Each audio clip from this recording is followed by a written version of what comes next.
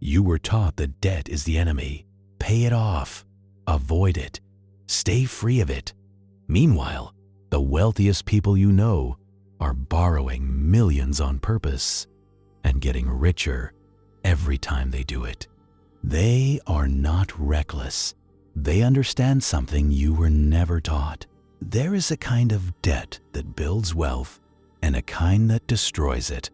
And the gap between them is one number most people never calculate.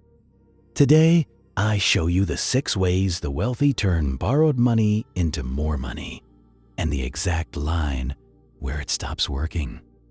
Here is the entire game in one sentence. The wealthy borrow at one rate and earn at a higher one. The difference is the profit. Borrow at 6%, earn 10%. That 4% spread is the engine. But flip it. Borrow at 22% on a credit card to buy something that earns nothing. And the same engine runs in reverse. And same tool, opposite outcomes. Every one of the 6 strategies coming up is just a version of that one equation. Watch for the spread. Here are the 6. 1. Real estate leverage. Put 20% down, borrow the other 80%, and you earn appreciation on the entire property, not just your slice. Over 90% of millionaires own real estate, and the renter often pays the loan for them. The catch: leverage magnifies losses too.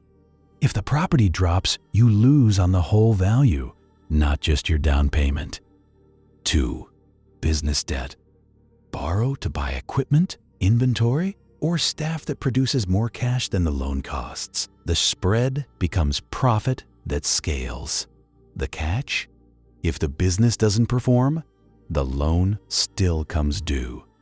3. Margin and securities-backed loans. The wealthy borrow against their stock portfolio instead of selling it, keeping their investments growing while accessing cash and avoiding a taxable sale. The catch: if the portfolio drops, the loan can be called forcing a sale at the worst possible moment. 4. The borrow instead of sell move. Borrowing against an appreciating asset is not a taxable event. Selling is. So they pledge the asset, take the loan, and let the asset keep growing.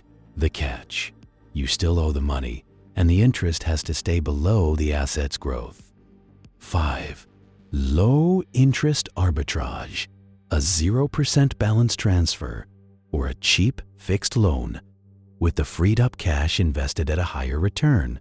The catch: miss the window or the promo rate, and the spread vanishes instantly. But there is one principle underneath all 5 that decides whether any of this works. Here is the 6th way, and it is the one that governs the other 5. The wealthy assign every dollar of debt a job.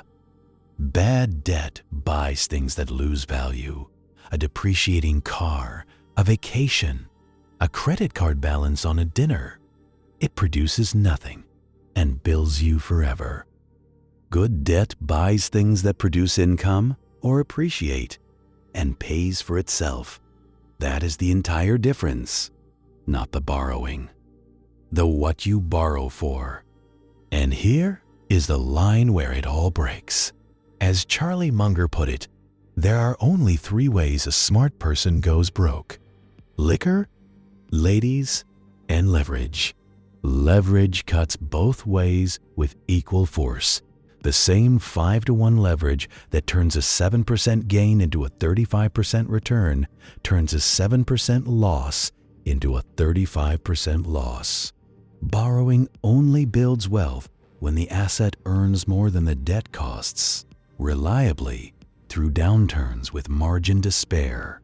Miss that, and the tool that builds empires is the same one that buries people. So here is the honest playbook. Debt is not good or bad. It is a multiplier. It multiplies whatever you point it at: a smart investment or a costly mistake. Before you ever borrow, run the one calculation that matters. Does this borrowed money buy something that will reliably earn more than the loan costs? If yes, it can build wealth. If no, or if you're not sure, it's a trap. Wearing a tuxedo. The wealthy aren't braver about debt than you. They're more mathematical about it. They never borrow on hope. They borrow on a spread they've already calculated. And they keep a reserve because leverage with no cushion is just a faster way to lose everything. The rich didn't get rich by avoiding debt. They got rich by refusing to use it stupidly. So here is my question. Are you using debt as a tool, or is it using you? Drop leverage in the comments with the one debt you're carrying right now, and whether it's working for you or against you. And if you want to see this exact math applied to a car loan, why that one is almost always the wrong kind of debt. That breakdown is already on the channel. Subscribe and keep drawing your way to wealth.